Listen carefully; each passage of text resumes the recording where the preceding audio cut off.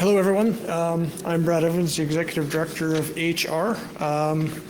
So after following some of the other presentations, I tried to cut mine down this year because every year I seem to go over. It's a fairly high-level report, and my actual report is in the AGA package, so you can read the full report there. Anyways,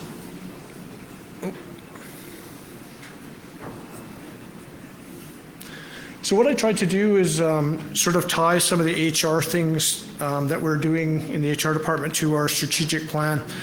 So one of our strategic initiatives is, how does the HR team support nation rebuilding? So Travis had talked about this a little bit earlier. One of the things that HR is really focusing on is workforce planning and those types of initiatives. So we've been working really closely, for example, with the health team and other departments across CSFS, specifically with Travis and his team in terms of workforce planning for the treatment center. So one of the things that we've done is, our plan is to make sure that we have the right people in the right roles at the right time. So we've sat down and we've kind of strategically planned, how we're going to have the right HR resources in place for the healing center when it opens, sometime in 18 months. And so, we've done that we've used org charts and those types of things to kind of plan out the positions that we're going to need to start creating job descriptions and all those types of things. Another initiative that we focused on in terms of supporting nation rebuilding as part of our strategic plan is the readiness for jurisdiction. So we've worked with Stephanie Cohnfall, we've worked with Julie Daum in terms of helping them put their teams together to get ready for the jurisdiction piece, as well as the legal team that we're starting to build. Learning and development, we've provided some expanded workshops on managerial skills. We've started to branch out.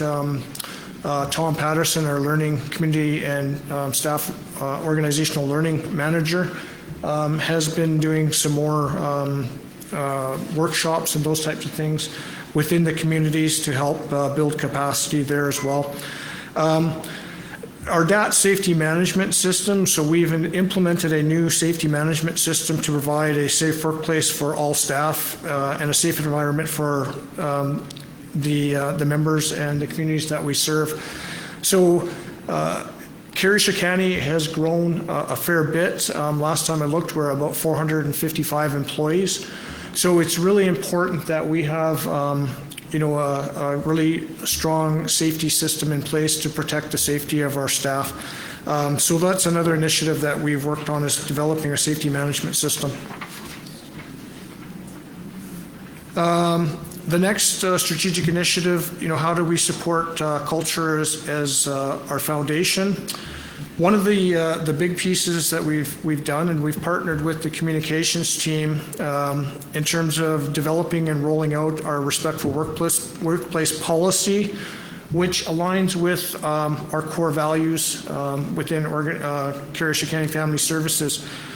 A couple of other initiatives to try and demonstrate, the culture within our organization is last fall we actually did what we called stay interviews. So we reached out to about 60 of our employees to ask them why they stay with Carey-Chicany Family Services. So we got a lot of great feedback from them, and really I think the major message that we got back is they stay because of the work that they do in terms of helping people live better lives and those types of things. So got some really great feedback from them. The other exciting piece that we participated in is we actually received the HR Director's Best Places to Work Award 2023. And we had an 82% satisfaction rating. So generally, to participate in this award, we only needed 10 employees across the organization to participate. We had 180 actually participate in the survey.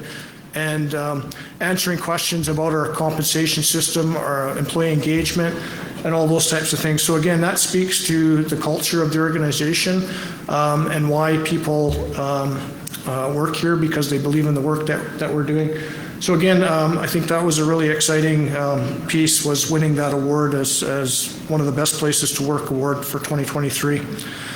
The other really exciting piece that we worked on, and it was probably close to a year in the making, we've partnered with the communications team, as well as Six Sigma, which is a video production team who has done some award-winning work in the past.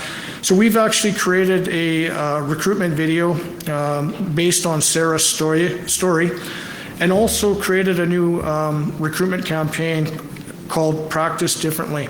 So we're going to show you the video here shortly after I'm done my presentation. It's quite, I think we've had really good feedback on it. It's quite a moving video, but it's really focusing on, when we talk about practicing differently, trying to attract different people to the organization in terms of different professions, nursing, mental or social work, and legal. And so what we're saying, is that Carrier-Sicani is a very creative organization, and we're not a large bureaucracy like some of the other competitors out there in the labor market that we're competing for nurses or social workers and those types of things. So we're saying, come to Carrier-Sicani, be creative and do your thing, and do it in a culturally appropriate way. So we'll show you the video here shortly. The other thing, that we talk about, how does HR support strengthening organizational capacity and development? A couple of key things in the last year or so, we've expanded the Nogina cultural competency training for staff and community members. As well, we've also opened that training up. I think it's always been open, but we've been getting a lot of requests from other organizations. One of them, I think, was being BC Ambulance, I think, has inquired with us, the College of New Caledonia, about putting staff through that cultural competency training. The other things that we're doing is to continue to support and provide post-secondary opportunities for our frontline staff to complete certificates, diplomas, and degrees. And the types of programs, we've had 12 participants complete the post-secondary readiness program.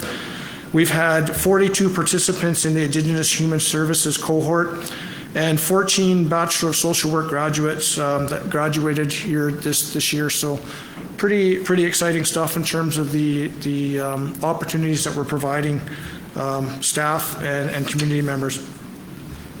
The other big piece as well, and Tom Patterson has really been driving this, no pun intended, but we've had quite a number of people supported them in communities through getting their driver's licenses.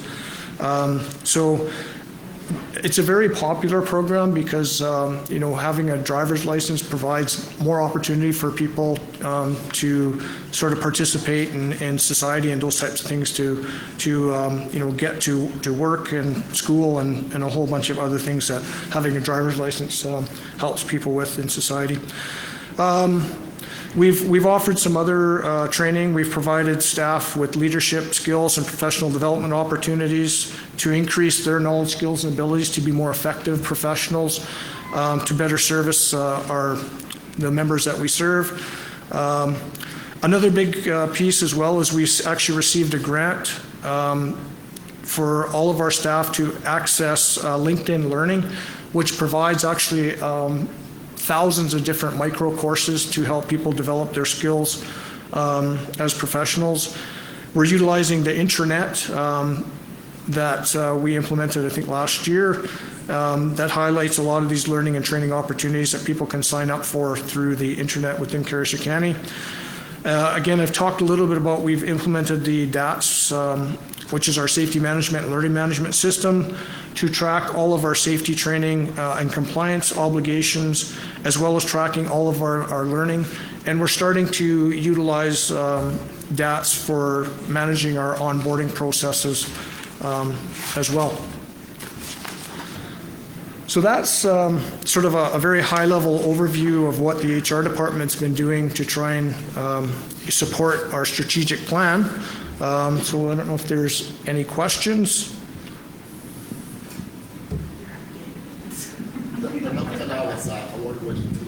Sorry?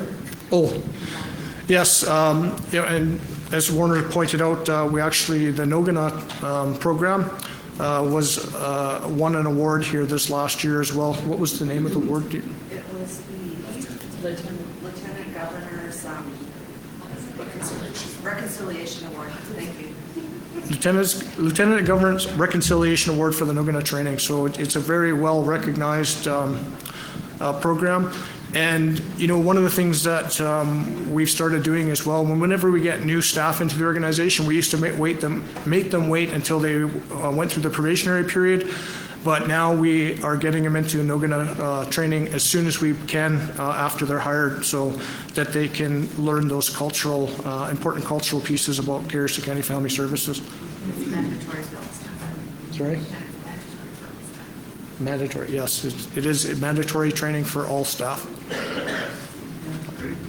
All right, so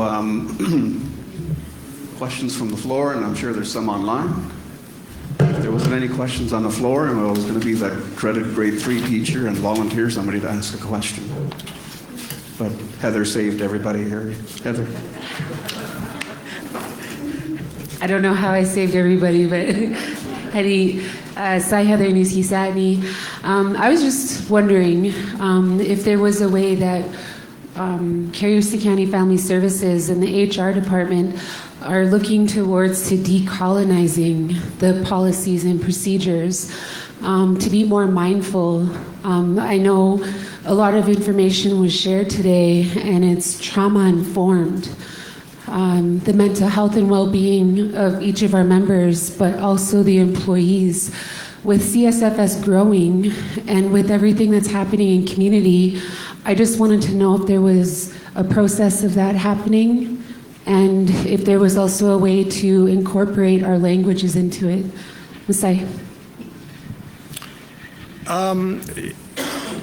I think, sort of informally, we try and do that. For example, when we review the administrative procedure manual, we will, make recommendations to that. Then we will, bring it to the executive team.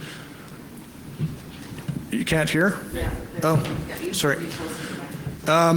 So what I was saying is, for example, with, I think we are doing it to a certain degree. Like, when we review our administrative procedure manuals, we will take that to the executive leadership team, where Warner's involved with that.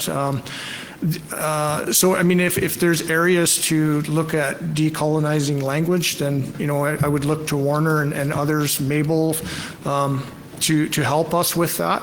Another example is, we've actually implemented this last year a fit for duty policy that, we discussed as an executive leadership team, and there was probably 3 or 4 different drafts of it. So again, trying to get, some Indigenous lens in terms of making sure that that policy was culturally appropriate, and again, getting feedback from Mabel and others. So we are trying to do that. I guess more informally, but we do review our policies on a regular basis to make sure that they are culturally appropriate.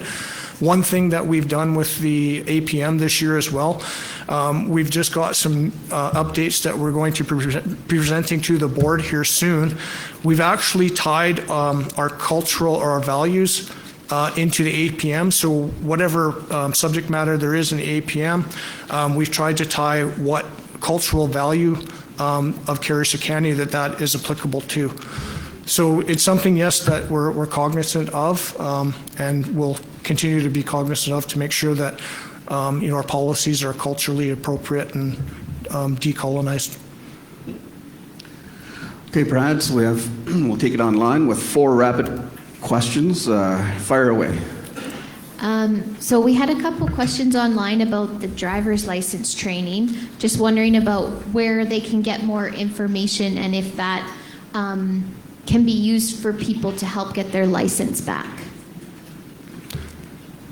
I'm just trying to, the best way in terms of getting more information is we can probably put some information on our website and a contact person. Tom Patterson is the person that's coordinating that. So I'll speak with communications to see what the best way is to make that information known to people so that they can access the person that can give them the best information on that. We'll put it on our website and then push it out to our social sites. Okay, so Marlena said we'll put it on the website, we'll push it out to the social sites as well, And our newsletter. and our newsletter.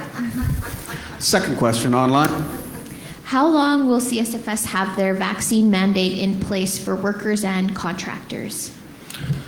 So the vaccine mandates in terms of vaccination policy, I mean, it's on everybody's mind. It's being talked about a lot. One of the things for Carriacou County Family Services is we are in the health services business as well as, providing services to vulnerable population or vulnerable people. So we are following the Dr. Bonnie Henry, our BC Health Officer's recommendation, where they have not lifted the vaccine mandates for healthcare providers, nursing and those types of things. So we've kept it in place as well. However, we do revisit our vaccine policy on a regular basis in our executive team meetings.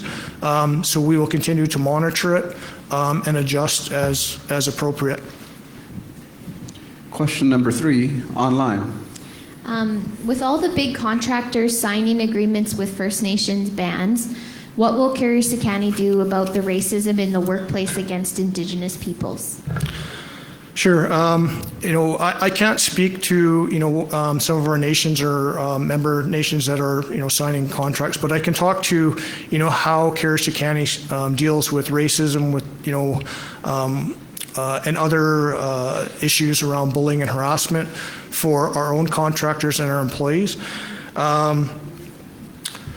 So, wherever possible, Carriacou County, relies on sections 41 and 42 of the Human Rights Code of British Columbia, where we do try and give preference to Indigenous people for hiring staff and contractors within Carriacou County. Further, we also take lateral violence, harassment, bullying, or any type of allegations of racism very seriously within the organization. And if there are allegations, of these types of behaviors, we will investigate. And where possible, if it's substantiated that there was some sort of racism or bullying or lateral violence going on, we'll take the appropriate actions under our policy to deal with those issues. Last question online, then we'll go for a break. Fire away. What policies, procedures, or employee relations processes does CSFS take to protect the rights and interests of staff? So, Carriacou County, and we've talked a lot about this, Travis touched on it, in terms of attracting and retaining staff. We are in a very tight labor market, and so when we do hire people, our focus is, how do we retain those people into our organization? So, we're always looking to hire the best people or the right people for the right jobs. And again, focusing on retention. So we've got a number of hard to recruit for roles and communities that we're quite cognizant of. So again, we have a policy and procedure in place, a very robust administrative procedural manual that outlines our policies, our HR policies and procedures in terms of, employee rights within Carriacou County Family Services, and how we deal with employee-related issues. So the other piece is, we make sure that we stay aligned with regulation around employment standards, WorkSafe BC, Human Rights Code, and those types of things. So those are all areas in terms of, things that we provide from an employee relations perspective to make for a positive workplace and a positive work culture at Carriacou County.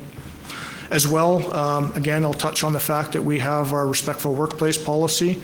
That is a very sort of all-encompassing policy that deals with a respectful workplace. It deals with psychological safety, bullying and harassment, lateral violence, sexual harassment, criminal harassment, and all those types of things. So again, we have very robust policies in place that I think help protect staff.